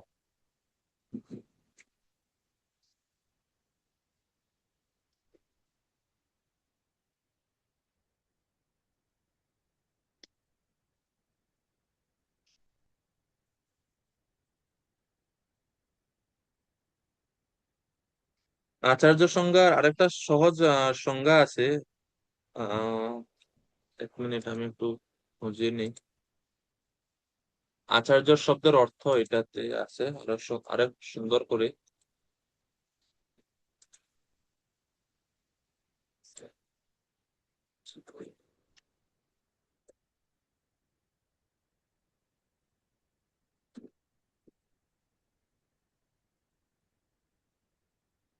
এটা হচ্ছে মনুসংহিতাতে আছে আচার্যের সংজ্ঞা। মনুসংহিতা না, বায়ুপুরাণ। आचिनोति यह शास्त्रार्थम आचारे स्थापयति अपि स्वयं आचरते यस्मात् आचार्यस्तेन कीर्तितः। এটা হচ্ছে শ্লোক বায়ু পুরাণ থেকে। These are the characteristics of a genuine acharya according to the definition given in the বায়ু পুরাণ। বায়ু পুরাণের এই সংজ্ঞা অনুযায়ী আচার্যের কি বৈশিষ্ট্য আছে? প্রথম বৈশিষ্ট্য হচ্ছে আচিনতি ইহা শাস্ত্রার্থম, শাস্ত্র অর্থ তিনি নিজে বুঝেন এবং সেটা তিনি নিজে কি করেন? সংগ্রহ করেন। আচিনতি হচ্ছে সংগ্রহ করা। তিনি শাস্ত্র থেকে শাস্ত্র পড়েন, শাস্ত্র সিদ্ধান্তটা সংগ্রহ করেন, সংগ্রহ করে, এটা হচ্ছে প্রথম বৈশিষ্ট্য। 2 হচ্ছে আচারে স্থাপয়তি অপি। আচারে স্থাপয়তি মানে কি? He establishes this meaning in the behaviour of others. যারা ওনার শিষ্য আছে তাদের আচরণে সেই শাস্ত্রের অর্থটাকে তিনি স্থাপন করান। তার শিষ্যদেরকে সেই শাস্ত্রের নির্দেশটা মানতে তিনি সহযোগিতা করেন বা সাহায্য করেন। এটা বলছে আচারে স্থাপয়তে অপি। আর খালি খালি শিষ্যদেরকেই শিখান না, স্বয়ং আচরতে ইয়াসমাত, he himself practises what he preaches. তিনি যা প্রচার করেন তা নিজে আচরণও করেন। এই 3টা বৈশিষ্ট্য যার আছে তিনি হচ্ছেন আচার্য। তিনি শাস্ত্রের সিদ্ধান্ত সংগ্রহ করেন, শিষ্যদেরকে সেই সিদ্ধান্ত মানার জন্য উপদেশ প্রদান করেন এবং নিজে সেটা জীবনে প্রয়োগ করেন। তিনি হচ্ছেন আচার্য। প্রভুপাদ আচার্যের সংজ্ঞা প্রথমে দিচ্ছেন। মহাপ্রভুর কথা উল্লেখ করছেন যে শিক্ষাদানের ক্ষেত্রে মহাপ্রভু নিজে প্রথমে আচরণ করছেন, তারপরে তিনি শিক্ষা দিলেন। মানবদের জন্য আদর্শ গ্রন্থ হচ্ছে মনুসংহিতা। সেই মনুসংহিতাতেই আচার্যের সিদ্ধান্ত বা আচার্যের সংজ্ঞা দেওয়া আছে। হ্যাঁ, তো সেই কারণে আচরণশীল হতে হবে। মহাপ্রভু হরিদাস ঠাকুরকে বলছেন, আচার করে কেহ না করে প্রচার, প্রচার করে কেহ না করে আচার, আচার প্রচার নামের করহ তুই কার্য, তুমি জগতের গুরু, তুমি সকলের আচার্য। এরকম ভাবে চৈতন্য চরিতামৃতে মহাপ্রভু বলছেন যে কেউ কেউ আচরণ করে কিন্তু প্রচার করে না, আবার কেউ খালি প্রচার কিন্তু নিজে আচরণ করে না বা আচরণ করার চেষ্টাও করেন। তো মহাপ্রভু বলছেন এই দুইটাই ভুল। আচারও করো, প্রচারও করো, আচার প্রচার নামের করহ দুই কার্য। ঠিক আছে। তো মহাপ্রভুর কথা প্রভুপাদ তাৎপর্য উল্লেখ করছেন এবং প্রভুপাদ শেষের দিকে বলছেন যে স্বাভাবিকভাবে যারা নেতার ভূমিকায় থাকেন তাদের কাজ হচ্ছে সঠিক বা ভালো আচরণ করা, দৃষ্টান্ত স্থাপনের জন্য। কারা নেতার ভূমিকায় থাকে? রাজা, পিতা, শিক্ষক, এই তিন জনের কথা প্রভুপাদ বলছে।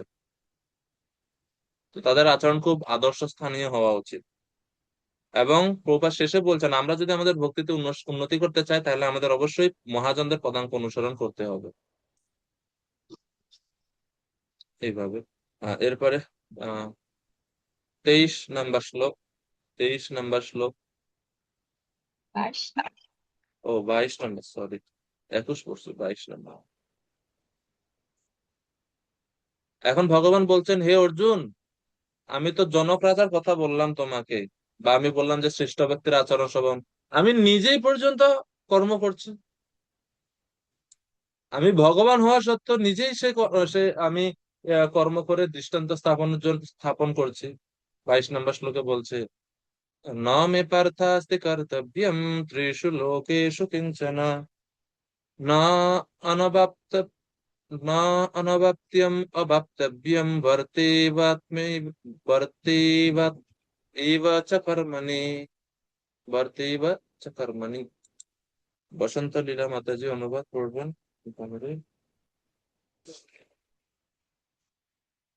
হরে কৃষ্ণ প্রভু, প্রণাম। প্রণাম মাতাজি। হে পার্থ, এই ত্রিজগতে আমার কোনো কর্তব্যই নেই। আমার অপ্রাপ্ত কিছু নেই এবং প্রাপ্তব্যও কিছু নেই, তবুও আমি কর্মে ব্যাপৃত আছি। আমার এই জগতে কি কি নাই? নমে পার্থাস্তে কর্তব্য, আমার কর্তব্য নাই। ন অনবাপ্তম, আমার অপ্রাপ্ত কিছু নাই। ন অবাপ্তব্যম, আমার প্রাপ্তব্যও কিছু নাই। তো আমার যদি কর্তব্য নাই, অপ্রাপ্ত কিছু নাই, প্রাপ্তব্যও কিছু নাই, তাহলে কর্ম কেন করব? আমার তো কর্ম করার দরকার নাই। তো তারপরেও আমি করি। বর্তেই বচ কর্মণি, আমি কর্মে ব্যপ্ত আছি। কেন আপনি কর্মে ব্যপ্ত আছেন? আপনারা কে বলছে কর্ম করার জন্য? তো শ্রীল প্রভুপাদ এই শ্লোকের প্রমাণ দেওয়ার জন্য শ্বেতাশ্বেতের উপনিষদ থেকে শ্লোক উদ্ধৃতি করে বলছেন। এটা খুব সুন্দর বিখ্যাত শ্লোক এবং সিদ্ধান্তমূলক শ্লোক। এই শ্লোকটা তাৎপর্য যেটা প্রভুপাদ উদ্ধৃতি করছেন, সেটা আপনারা মুখস্থ করতে পারেন। এই শ্লোকটা আপনারা মুখস্থ করতে পারেন।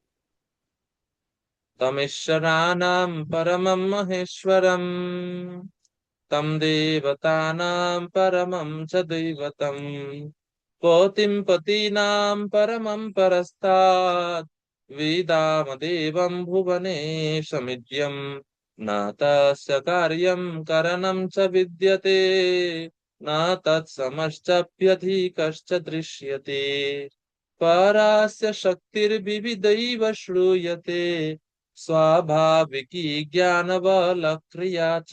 এই দুইটা শ্লোক উপনিষদের শ্লোক। আর উপনিষদের শ্লোক মানে সর্বোচ্চ প্রমাণ, সবাই এটা গ্রহণ করবে। এবং এগুলা, এই দুইটা শ্লোকে প্রভুপাদ অনেক জায়গাতে প্রভুপাদের যে সবচেয়ে বেশি কোট করা শ্লোকগুলোর মধ্যে এই শ্লোকগুলো আছে। হ্যাঁ, এখানে সিদ্ধান্ত দিচ্ছে যে পরমেশ্বর ভগবান হচ্ছেন সর্বশ্রেষ্ঠ, তার সমান বা তার শ্রেষ্ঠ আর কেউ নাই। দেখেন শ্লোকে, তম ঈশ্বরানম পরমম মহেশ্বরম, তিনি ঈশ্বরদেরও ঈশ্বর। দেবতানাম পরমম চ দৈবতম, সমস্ত দেবতারও পরম দেবতা ভগবান। পতিম পতিনাম, সমস্ত পতিদেরও পতি তিনি। এবং তাকে জানার ফলে, তাকে জানাই হচ্ছে সমস্ত ভুবনের কাজ। তিনি ভুবনেশ ইদ্যম, তিনি সমস্ত জগতের নিয়ন্তা। এরপরে বলছে, না তস্য কার্যম করণম চ বিদ্যতে, তার কার্য নাই, করণীয় কিচ্ছু নাই। ন তৎ সম, তার সমান কেউ নাই। অভ্যধিকশ্চ দৃশ্যতে, তার থেকে শ্রেষ্ঠও কেউ নাই। তারপরেও তিনি কি করেন? কর্ম করেন। কিভাবে তাহলে তিনি সেই কর্মটা করেন? সরাসরি করেন না। পরস্য শক্তির বিবিধৈব শ্রূয়তে, সেই পরমেশ্বর ভগবানের বিবিধ শক্তি আছে, সেই শক্তি সমূহের দ্বারা তিনি বিবিধ কর্ম করেন। জ্ঞান শক্তি, বল শক্তি, ক্রিয়া শক্তি, অন্তরঙ্গা শক্তি, বহিরঙ্গা শক্তি, তটস্থ শক্তি, এই সমস্ত শক্তি দ্বারা তিনি কর্ম করেন। তো তিনি কর্ম করেন, যেটা এই শ্লোকে বলা আছে গীতাতে, সেটা উপনিষদেও আছে। এখানে প্রভুপাদ এটা উদ্ধৃতি করলেন। তো ভগবান কোনো কর্তব্য নেই, তারপরেও তিনি কর্ম করেন। কেন কর্ম করেন? লোক শিক্ষার জন্য, জনসাধারণের শিক্ষা দেওয়ার জন্য তিনি কর্ম করেন। 23 নম্বর শ্লোক।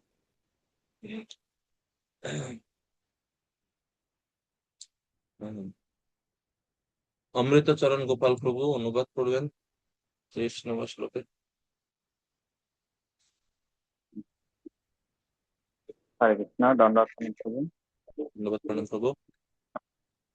আমি যদি অনলস হয়ে কর্তব্য কর্মে প্রবৃত্ত না হই, তবে আমার অনুবর্তী হয়ে সমস্ত মানুষই কর্ম ত্যাগ করবে। আমি কেন কর্ম করি, ভগবান তারপরেও কেন কর্ম করেন? তার কারণ হচ্ছে যদি আমি অপ্রবৃত্ত হই বা কর্ম থেকে যদি আমি দূরে থাকি, তাহলে সবাই বলবো রে ভগবানও কোনো কর্ম করে না, তাই আমাদের আর কর্ম করার কি দরকার, আমরা কর্ম ত্যাগ করে দিলাম। সেই কারণে ভগবান তিনি যদিও কর্মফল থেকে মুক্ত, তারপরে তিনি কর্ম করেন। হ্যাঁ। তো শিল প্রভুপাদ তাৎপর্য বর্ণনা করছেন, ভগবানের করণীয় নাই, তারপরে তিনি যত্নের সত্ত্বে কর্তব্য সম্পাদন করেন।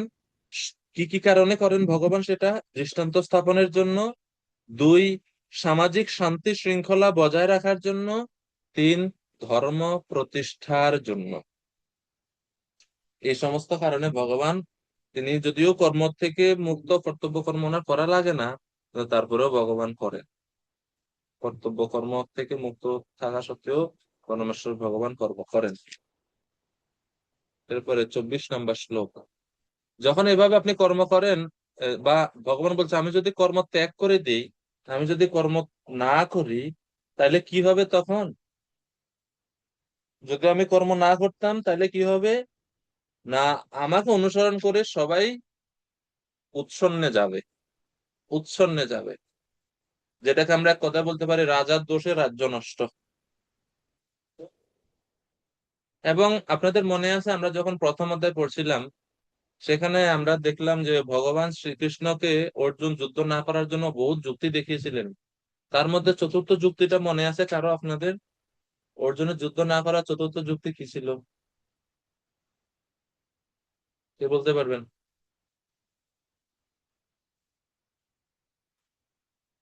ইয়েস, প্রভু বলুন। প্রভু বর্ণ সংকর কুলের ঐতিহ্য নাশ হবে বা বর্ণ সংকর উৎপন্ন হবে যদি যুদ্ধ করি আমি, এটা ছিল অর্জুনের যুক্তি। আমি যুদ্ধ করলে বর্ণ সংকর উৎপন্ন হবে, কুলের ঐতিহ্য নাশ হবে। আচ্ছা, কারণ ভগবান সেই যুক্তিটা খণ্ডন করছেন কোথায়? আমরা দেখেছিলাম যে দ্বিতীয় অধ্যায়ের 45-46 নম্বর শ্লোকে, এবং এই তৃতীয় অধ্যায়ের 24 নম্বর শ্লোকও সেই যুক্তির খণ্ডনের জন্য ধৃতি করা আছে। অর্থাৎ 24 নম্বর শ্লোক যেটা এখন আমি পড়বো, অনুবাদ করে আমি কৃপা করে এটা। অনুবাদ করব। শ্লোক নং 24 এর অনুবাদ। আমি যদি কর্তব্য কর্ম না করি, তাহলে সমগ্র জগৎ উৎসন্ন হবে। আমি বর্ণসংকর সৃষ্টির কারণ হব, এবং তার ফলে সমস্ত প্রজার শান্তি বিনষ্ট হবে। আচ্ছা, যদি যুদ্ধ করে, কর্ম করে, তাইলে কি বর্ণ সংকর হবে, না কর্ম না করলে বর্ণ সংকর হবে? এখানে তো ভগবান বলছেন না করলে বর্ণসংকর উৎপন্ন হবে। তো এইভাবে ভগবান অর্জুনের যুক্তিটা খণ্ডন করছেন। অর্জুন, তুমি বলতেছো যে কর্ম না করলে নাকি, তুমি যদি যুদ্ধ করো অর্থাৎ কর্ম করো, তাহলে বর্ণসংকর উৎপন্ন হবে, কিন্তু না, তুমি যদি কর্ম বর্জন করো তাহলে বর্ণসংকর উৎপন্ন হবে। এইভাবে ভগবান সেই চতুর্থ যুক্তি সরাসরি খণ্ডন এই শ্লোকে করছেন। আহ, কেন বর্ণসংকর উৎপন্ন হবে যুদ্ধ কর্ম না করলে?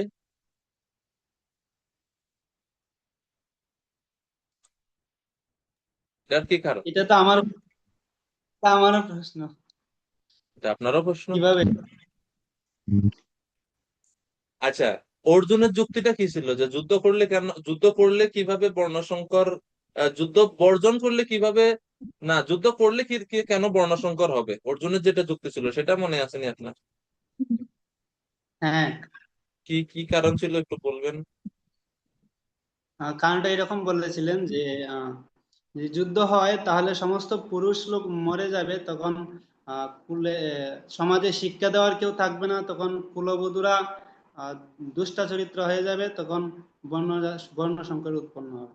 আচ্ছা, শিক্ষা দেওয়ার তাহলে মতো কেউ থাকবে না। তাহলে শিক্ষা দেওয়ার মতন কেউ থাকবে না, এটাই ছিল মূল কথা, না?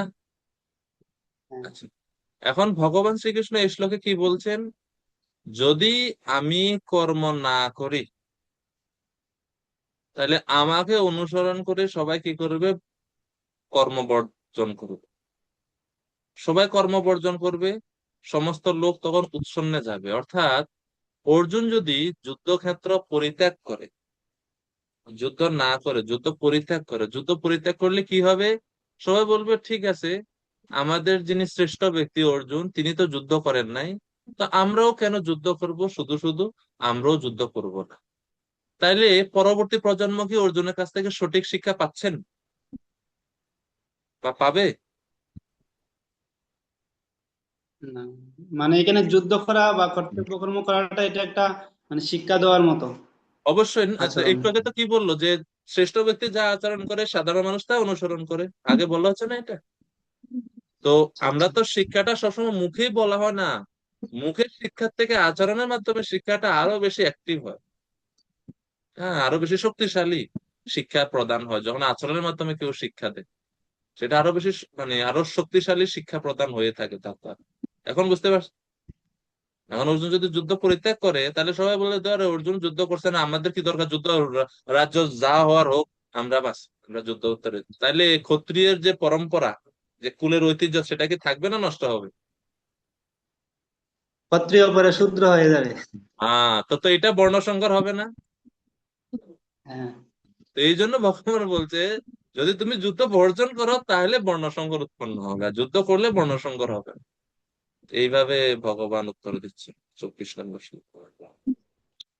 ঠিক আছে স্যার? আচ্ছা, এরপরে 25 নম্বর শ্লোক। 25 নম্বর শ্লোক।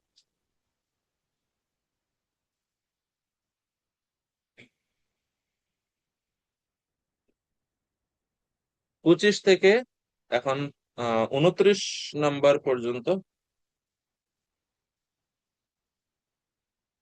25 থেকে 29 পর্যন্ত সকাম কর্মী এবং নিষ্কাম কর্মীর মধ্যে পার্থক্য দেখাচ্ছেন ভগবান। এতক্ষণ পর্যন্ত তিনি নিষ্কাম কর্ম বা কলা শক্তি থেকে মুক্তই কর্ম করার কথা বলছে। এখন ভগবান তুলনা দেখাচ্ছেন সকাম কর্মী আর নিষ্কাম কর্মীদের মধ্যে, তুলনা করে দেখাচ্ছেন ভগবান। 25 নম্বর শ্লোকের অনুবাদ আমাদের শ্রী চৈতন্য করুণাময় প্রভু কৃপা করে 25 নম্বর শ্লোকের অনুবাদ করবেন।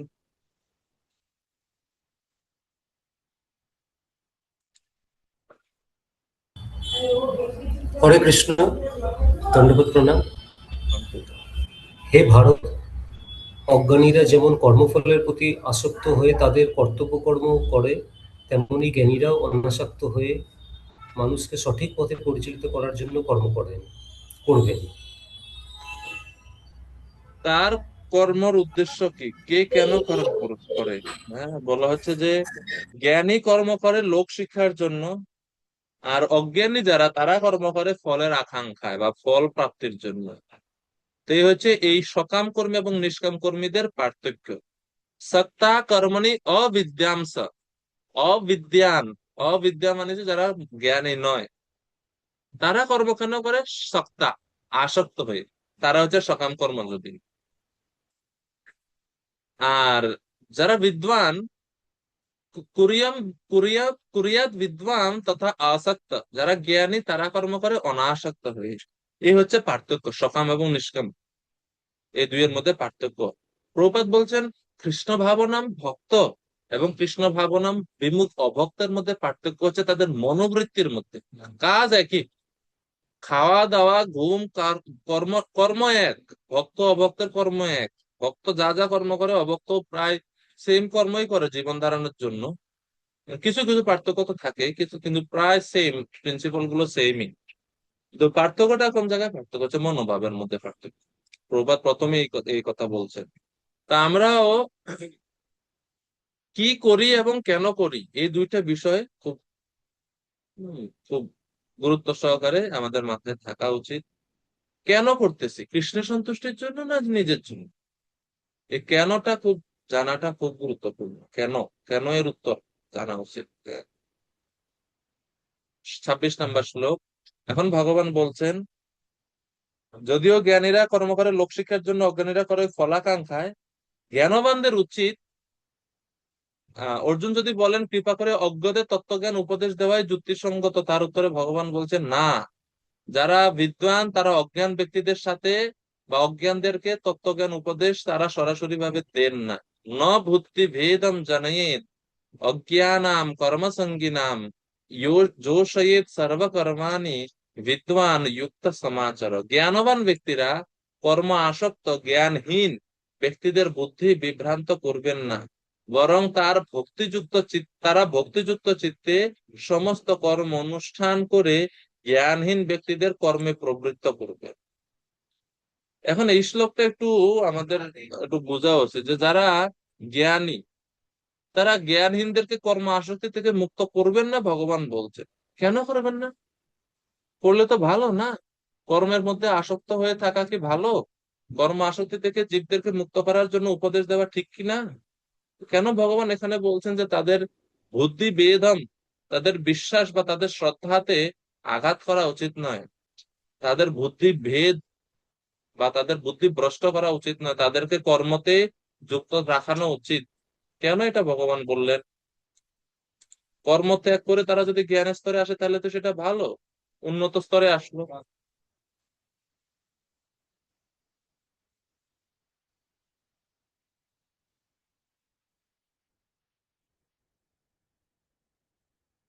আপনাদের কি মনে হয় ভগবান এটা কেন করলেন?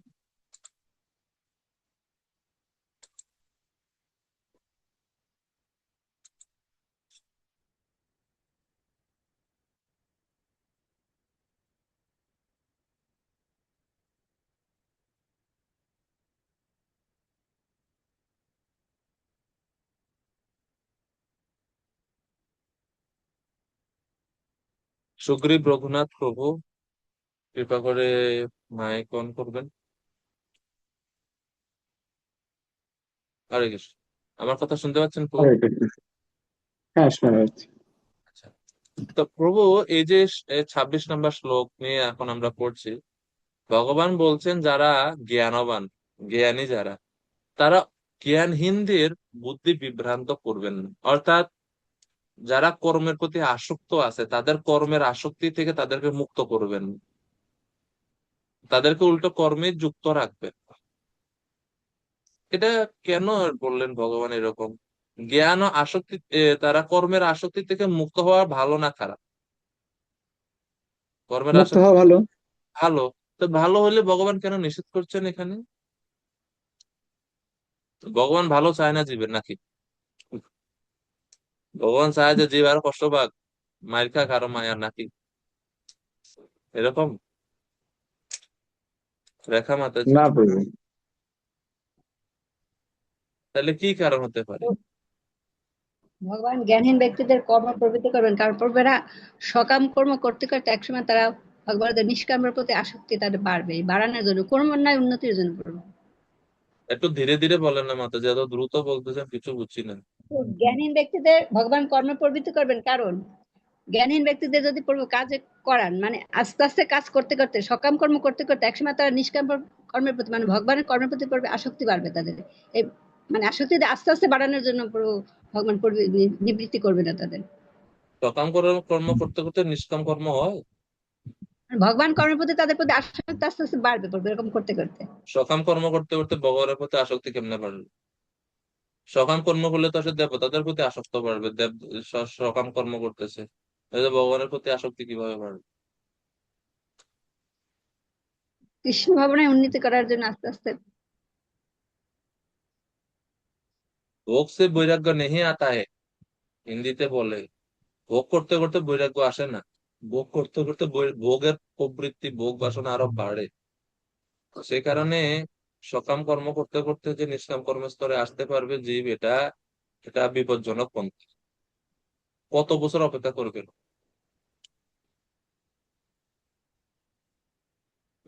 কিভাবে?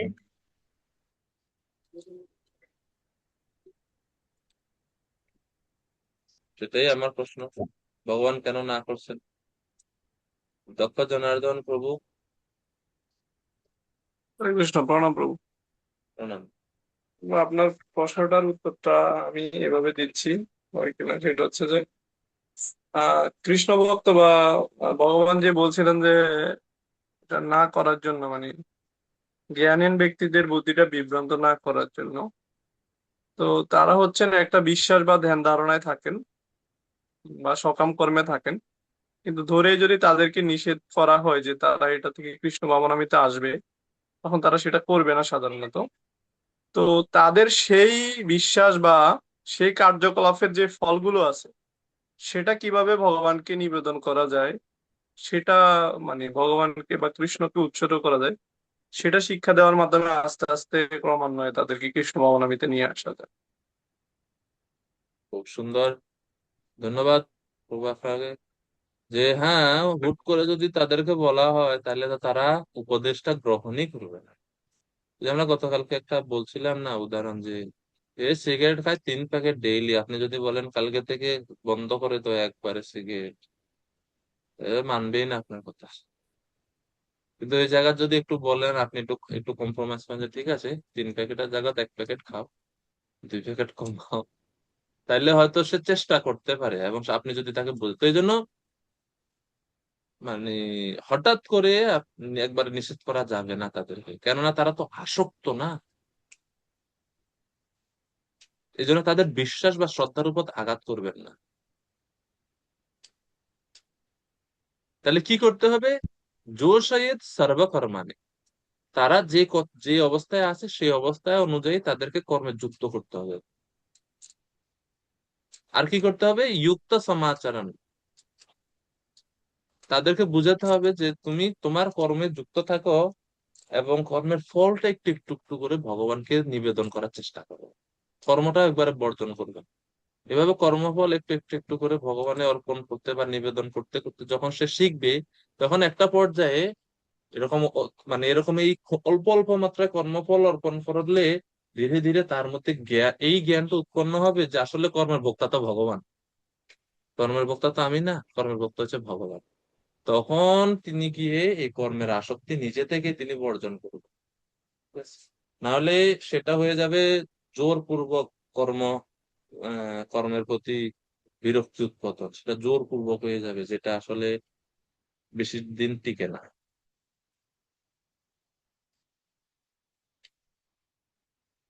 তো এটা 26 নম্বর শ্লোকে ভগবান এই জন্য বলছেন যে ন বুদ্ধি বেদম জানে। 27 নম্বর শ্লোক।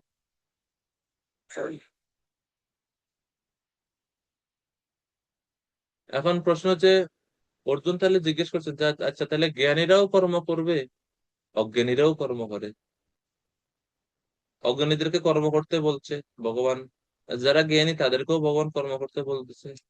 তো জ্ঞানী আর অজ্ঞানী দুইজনই তো কর্ম করে, এই দুইয়ের মধ্যে তাহলে আর পার্থক্য কি রইলো? পার্থক্যটা কোথায়? জন্য এখন 27 নম্বর শ্লোকে ভগবান বলছে পার্থক্য হচ্ছে এই জায়গায়, যারা অজ্ঞানী তারা আসক্ত হয়ে কর্ম করে এবং তারা নিজেদেরকে কর্তা ভাবে, এটা হচ্ছে সকাম কর্মীর মনোভাব। আর যিনি নিষ্কাম কর্মী তিনি নিজেকে কর্তা ভাবেন না, তিনি নিজেকে সেবক ভাবেন। প্রকৃতি ক্রিয়মাণানি গুণৈ কর্মাণি সর্বশঃ অহংকার বিমূঢ়াত্মা কর্তাহমিতি মন্যতে।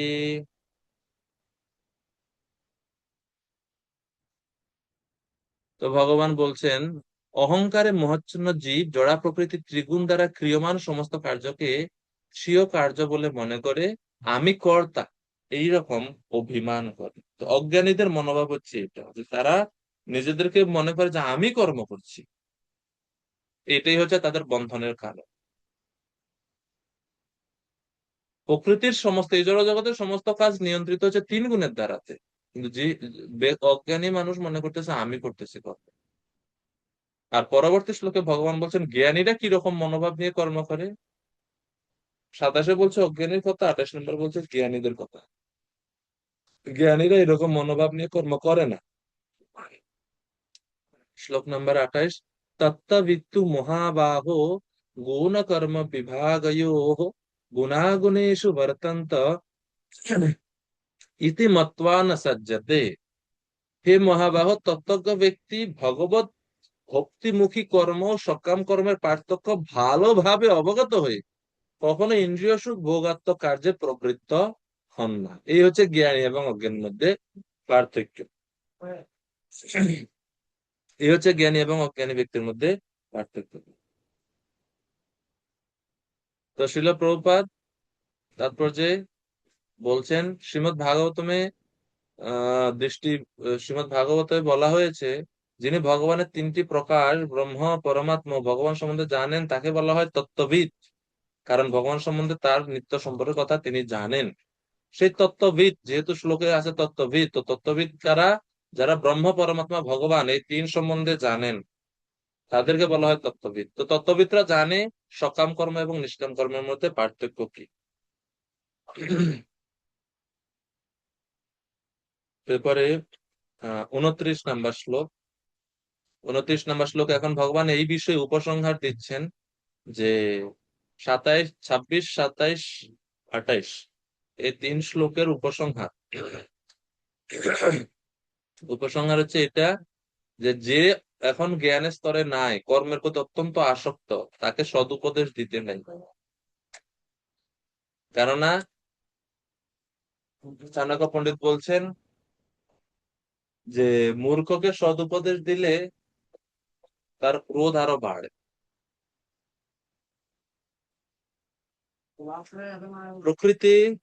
প্রকৃতি গুণ সম্মূঢ় সজ্জন্তে গুণ কর্মসু তান অকৃষ্ণবিদ মন্দান কৃষ্ণবিন নচ বিচালয়েৎ।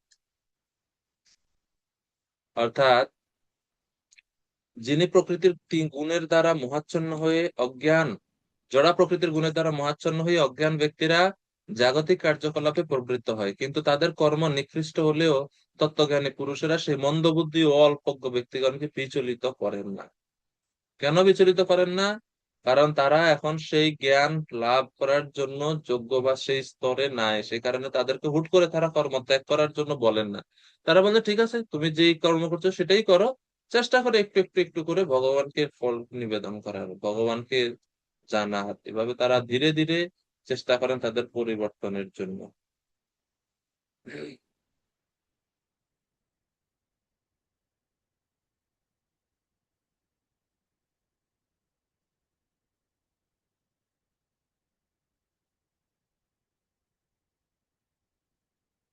বিশ্বনাথ চক্রবর্তী ঠাকুর এই শ্লোকের ব্যাখ্যা করতে গিয়ে তিনি খুব সুন্দর একটা উদাহরণ দিচ্ছেন। তিনি বলছেন যে ভূত আবিষ্ট পুরুষ, মানে যারা ভূতে ধরছে মনে করেন একজন ব্যক্তি, তারে যদি আপনি যত হাজার বারই বলেন এই তুমি ভূত নও, তুমি হচ্ছে মানুষ, এই কথা হাজার হাজার বার উপদেশ দিলেও সে কি সুস্থ হবে? সুস্থ হবে না। কেন হবে না? কারণ সে তো এখন নিজে ভুলে গেছে, সাধার করে যাচ্ছে, সে তো এখন নিজেকে ভূত মনে করতেছে। কিন্তু যদি ভূত তাড়ানোর কোনো মন্ত্র প্রয়োগ করা হয়, তাহলে তার ভূত যখন চলে যাবে তার মধ্যে থেকে, তখন সে কি হবে? তখন তাকে যদি আপনি বলেন তুমি মানুষ, সে বুঝবে, সে গ্রহণ করতে পারবে সেটা। সেই রকম 3 গুণের দ্বারা প্রভাবিত জীব বৈদিক কর্মসমূহতে অত্যন্ত আসক্ত। তাদেরকে কর্ম বর্জন না করতে বলে কর্মসমূহ নিষ্কাম ভাবে আচরণ করে ভগবানে অর্পণ করতে শিক্ষা দেওয়া উচিত। এটা হচ্ছে জ্ঞানী ব্যক্তির কর্তব্য। হুট করে তাদেরকে কর্ম বর্জন বা কর্ম থেকে তাদেরকে সরিয়ে দেওয়া উচিত নয়, নাহলে তারা সেটা বুঝতে পারবে বা সেই পন্থা তারা গ্রহণ করতে পারবে না। এভাবে আমাদের আচার্যরা এই শ্লোকের ব্যাখ্যা করছেন। জীব যেন ক্রমশ সে বৈদিক যে ক্রমোন্নতি, ধীরে ধীরে ধীরে ধীরে সে যেন ক্রমোন্নতি লাভ করে, সেই চেষ্টা করা উচিত। শিল প্রভুপাদ তাৎপর্য শেষে বলছে, যারা অল্প বুদ্ধি সম্পন্ন তারা ভগবত ভক্তির মর্ম বোঝে না। তাই ভগবান শ্রীকৃষ্ণ উপদেশ দিয়েছেন তাদের মনে ভগবত ভক্তি সঞ্চার করার চেষ্টা করে অনর্থক সময় নষ্ট না করতে। কিন্তুটা হচ্ছে গুরুত্বপূর্ণ। কিন্তু ভগবানের ভক্তরা ভগবানের চাইতেও বেশি কৃপালু। তাই তারা নানা রকম দুঃখ কষ্ট সহ্য করে, সমস্ত বিপদকে অগ্রাহ্য করে সকলের অন্তরে ভগবত ভক্তি সঞ্চার করতে চেষ্টা করেন। কারণ তারা জানেন মনুষ্য জন্ম লাভ করে ভক্তি সাধন না করলে সেই জন্ম সম্পূর্ণ বৃথা। অঘায়ু ইন্দ্রিয়ারাম মোঘম পার্থ স জীবতি। সেই কারণে ভক্তরা রিস্ক নেন দুঃখ কষ্ট ভোগ করে তারা বদ্ধ জীবদের মধ্যে প্রচার করতে বলেন। এই জন্য দশবিধ নামপরাধের মধ্যে একটা আছে না, যে অশ্রদ্ধা বা শ্রদ্ধাহীন ব্যক্তিকে ভগবানের দিব্য নামের মহিমা সম্বন্ধে উপদেশ না করা বলা আছে। এখন আমরা কেমনে বুঝবো এনার মধ্যে শ্রদ্ধা আছে কি নাই? তো শ্রদ্ধা আছে কিনা তা জানার জন্য প্রচার করতে হবে। প্রচার করতে গেলে আপনি তো দেখবেন, একবার বলছেন, দুইবার বলছেন, তিনবার বলছেন, তারপরেও সে গ্রহণ করছে না, তখন আপনি বুঝতে পারবেন যে এর ভিতরে শ্রদ্ধা নাই। তখন তাকে আপনি সরাসরি আর ভক্তির উপদেশ না দিয়ে তার সঙ্গে আপনি ভালো সম্পর্ক করবেন, তার সঙ্গে তাকে ধীরে ধীরে তাকে আস্তে আস্তে আস্তে আস্তে তার পরিবর্তন করার চেষ্টা করবেন। এটা হচ্ছে বিধি। তো আজকে আমরা 29 নম্বর শ্লোক পর্যন্ত বিশ্রাম রাখি।